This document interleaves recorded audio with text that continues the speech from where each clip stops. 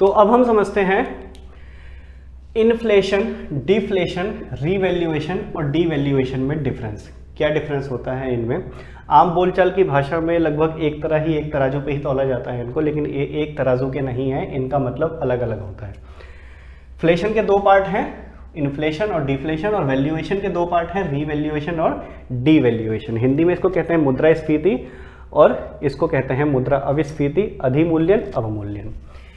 मुद्रास्फीति को अगर मैं आम बोलचाल की भाषा में कहूं तो इसको कहते हैं महंगाई, महंगाई बढ़ना, और इसको कहते हैं महंगाई कम होना। तो महंगाई बढ़ना और कम होना दो ताकतों पे निर्भर करता है। किस चीज पे? एक तो मार्केट पावर पे, यानी कि बाजार शक्तियों पे। बाजार शक्तियां क्या होती हैं? डिमांड और सप्लाई। जिस रेट पर डिमांड और सप्लाई बराबर हो जाएगी वो प्राइस क्या हो जाता है? मार्केट का इक्विलिब्रियम, उस प्राइस पे ही सामान बिक जाता है। अब ये मान लेते हैं कि किसी कीमत पर सामान पहले से बिक रहा था, अब उस कीमत से ज़्यादा हो गया वो सामान, तो क्या हो जाता है वो आम बोलचाल की भाषा में कि महंगाई बढ़ गई। पेट्रोल पहले 60 रुपये था, आज 93 रुपये हो गया, तो ये क्या है? एक तरह का महंगाई बढ़ गई। तो उसको कहते हैं इकोनॉमिक्स की लैंग्वेज में क्या? मुद्रास्फीति, यानी कि इन्फ्लेशन। और सस्ती हो जाए कोई चीज़, कॉल रेट्स पहले बहुत महंगी थी, आज बहुत सस्ती हो गई, तो क्या है वो? एक तरह का उसमें मुद्रा अविस्फीति है, महंगाई कम हो गई। तो इनकी परिभाषा क्या है कि when price of good gets increased and value of money gets decreased, यानी कि वस्तु की कीमत बढ़ जाती है और मुद्रा का मूल्य कम हो जाता है, उस सिचुएशन को कहते हैं मुद्रास्फीति। तो ये समझ लो कि जब कीमत बढ़ जाएगी तो मुद्रा का मूल्य कैसे कम होगा? मान लेते हैं कोई सामान पहले 10 रुपये का था, 10 रुपये में 10 चॉकलेट मिलती थी, अब 1 रुपये की एक चॉकलेट हो गई, अब वो चॉकलेट बढ़कर 5 रुपये की हो गई, अब 10 रुपये में से 2 चॉकलेट मिल रही हैं आपको। तो जैसे जैसे वस्तु की कीमत बढ़ती रहती है मुद्रा का मूल्य कम होता रहता है। मतलब कि मान लेते हैं आपको कहीं 20 रुपये पड़े हुए मिल जाएं, 20 रुपये कह रहा हूँ, 20 पैसे आज कहीं पड़े हुए मिल जाएं, तो उसकी कोई वैल्यू है आपकी नज़रों में? कुछ भी नज़रों में वैल्यू नहीं है, उसको वहीं छोड़ दोगे आप। और यदि आज से लगभग 50 साल पहले वो 20 पैसे मिल जाते, बहुत सारा मूल्य था, बहुत सारा सामान आ सकता था उसमें। तो यही है मुद्रा का मूल्य, कि हम किसी भी वस्तु की कितनी क्वांटिटी या फिर कितनी इकाइयां उस मुद्रा में खरीद सकते हैं, उसके हिसाब से ही उसका तय किया जाता है क्या? मूल्य। जितना ज़्यादा हम सामान खरीद पाएंगे उसमें, उस पैसे में उतनी ज़्यादा क्या होगी? वैल्यू होगी। और जितना कम सामान हम खरीद पाएंगे उतनी क्या होगी? मुद्रा का मूल्य कम होगा। ठीक है, तो ये कहते हैं कि जब भी महंगाई बढ़ती है या फिर प्राइस बढ़ता है तो वैल्यू हमेशा कम होती है मुद्रा की। ये क्या है? मुद्रास्फीति है। इसी का विपरीत है, उल्टा है मुद्रा अविस्फीति, कि जब वस्तु की कीमत कम हो जाए और मुद्रा का मूल्य बढ़ जाए, प्राइस वैल्यू, तो क्या होता है? उसको अविस्फीति कहते हैं। आसान शब्दों में महंगाई कम होना। और ये किसके आधार पर होता है? मार्केट पावर पे। मार्केट पावर पे होता है, ये बाजार की शक्तियों पर होता है, ये डिमांड और सप्लाई के हिसाब से। सरकार का कोई भी दखलंदाजी इसमें नहीं होती है, तो उसको कहते हैं मुद्रास्फीति और मुद्रा अविस्फीति। अब देखते हैं वैल्यूएशन। वैल्यूएशन क्या होता है? ये जो चीज़ बताई मैंने, ये गुड्स के रिलेटेड थी, यानी कि वस्तुओं के रिलेटेड थी। ये वैल्यूएशन जो है ये फॉरेन एक्सचेंज रेट पर है, फॉरेन एक्सचेंज रेट। अब फॉरेन एक्सचेंज रेट क्या होता है? फॉरेन एक्सचेंज रेट होता है कि हम विदेशी करेंसी किस रेट पर खरीदते हैं। मान लेते हैं अगर हम $1 70 रुपये देकर खरीदते हैं, तो ये हमारा क्या हो गया? यूएसए के साथ में फॉरेन एक्सचेंज रेट हो गया।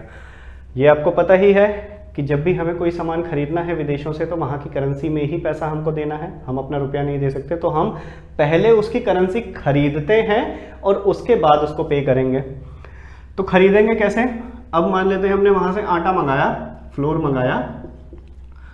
मंगाया 100 किलो मंगा लिया। अब 100 kg का प्राइस वहाँ पर जो है, रुपयों में बताता हूँ मैं या डॉलर में बताता हूँ मैं, डॉलर में $10 था। ठीक है, 100 kg का प्राइस, तो मुझे उससे $10 पहले खरीदने पड़ेंगे।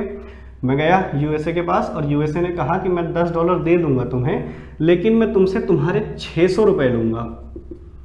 आपने कहा यार 600 रुपये तो बहुत ज़्यादा है, कम ले ले यार, थोड़े 500 रुपये ले ले। तो उसने कहा कि रहन दे, तो एक काम कर, रहने दे, मैं ना स्पेन को बेच दूंगा, स्पेन मुझे दे दे रहा है इतने पैसे।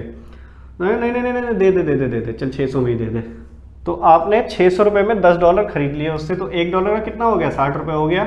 तो ये हो गया आपका एक्सचेंज रेट उसके साथ में। अब ये किसके हिसाब से तय हुआ, ये तय हुआ मार्केट की सप्लाई और डिमांड के हिसाब से। आप उसके पास गए, आपने कहा कि इतना, उसने कहा नहीं इतना, तो ये हो गया मार्केट की डिमांड और सप्लाई के हिसाब से। अब एक रेट पहले से ही फिक्स चल रहा है, ठीक है, मान लेते हैं 60-70 रुपये चल रहा है।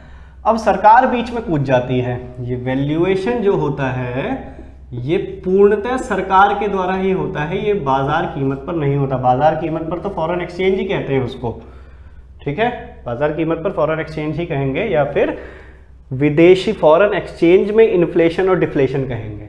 क्या कहेंगे, फॉरेन एक्सचेंज में इन्फ्लेशन या डिफ्लेशन कहेंगे अगर वो मार्केट पावर पे होती है तो। अब सरकार कूद जाती है, कहती है कि कई बार सिचुएशन ऐसी आ जाती है कि मुझे विदेशी मुद्रा चाहिए, बहुत ही मात्रा में चाहिए मुझे, यूएसए का बहुत सारा पैसा चाहिए मुझे। तो मैं उसके पास गया, तो मैंने उससे कहा कि मुझे भाई तेरे $1000 चाहिए। उसने कहा यार $1000 तो नहीं दे सकता मैं तुझे 500 दे सकता हूँ। उसने कहा नहीं, मुझे $1000 ही चाहिए किसी भी कीमत पे। मैंने कहा किसी भी कीमत पे, तो लाओ फिर 100 रुपये का $1 खरीद लो। तो $1000 कितने के हो गए, लगभग 100,000 के हो गए। 1 लाख रुपए हमने उसको दे दिया। तो यहाँ पर हमने क्या किया, अपने आप ही अपनी मुद्रा का मूल्य कम कर लिया। हमने अपने आप ही अपनी मुद्रा का मूल्य कम कर लिया। तो ये सरकार जब भी अपनी मुद्रा का मूल्य कम कर देती है उसको कहते हैं अवमूल्यन। सरकार द्वारा, गवर्नमेंट के द्वारा, बाय गवर्नमेंट अपनी मुद्रा का मूल्य कम करना। मूल्य कम करना मतलब कि फॉरेन एक्सचेंज रेट बढ़ा देना, अपने ज़्यादा पैसे देना, उनके कम पैसे लेना। और ऐसे ही अधिमूल्यन क्या है कि सरकार द्वारा अपनी मुद्रा का मूल्य बढ़ा देना। अवमूल्यन, डीवैल्यूएशन अब तक गवर्नमेंट ने 3 बार किया है। 1949 में 2 बार और 1991 में, और सॉरी 1949 में 1 बार और 1991 में 2 बार। 3 बार आज तक अपनी मुद्रा का डीवैल्यूएशन किया है। क्यों किया है, क्योंकि हमें यहाँ पर इन्वेस्टमेंट लानी थी, अपने देश में इन्वेस्टमेंट लानी है फॉरेन की। तो इन्वेस्टमेंट कैसे लाएंगे, यहाँ पर कोई भी बंदा, अगर तुम चाहते हो कि मेरे यहाँ पर आकर दुकान खोले, तो क्यों खोलेगा अपनी दुकान, जब तक आप उसको दुकान सस्ते पे नहीं दोगे कैसे खोलेगा वो, है ना। तो इसने क्या कहा भारत ने कि आपको वहाँ पर मेरा डॉलर, यानी कि भारत का रुपया या डॉलर खरीदने के लिए 50 रुपये देने पड़ते हैं, मैं आपको क्या नाम है उससे भी कम में दे दूंगा, 40 में दे दूंगा, 60 में दे दूंगा, है ना। तो इस हिसाब से अपनी मुद्रा का मूल्य कम किया सरकार ने, ताकि यहाँ पर फॉरेन इन्वेस्टमेंट्स ज़्यादा आ सके। इसको कहते हैं अवमूल्यन और अधिमूल्यन। तो बाजार की कीमतों पर जो चेंजेस होंगे, चाहे वो फॉरेन एक्सचेंज में हो या वो गुड्स में हो, उसको कहते हैं इन्फ्लेशन और डिफ्लेशन। और गवर्नमेंट जो चेंज करती है फॉरेन एक्सचेंज में, उसको कहते हैं अधिमूल्यन, रिवैल्यूएशन और डीवैल्यूएशन। ये है इकोनॉमिक्स की लैंग्वेज में, इको की लैंग्वेज में इन चारों चीज़ों में फ़र्क, डिफरेंस।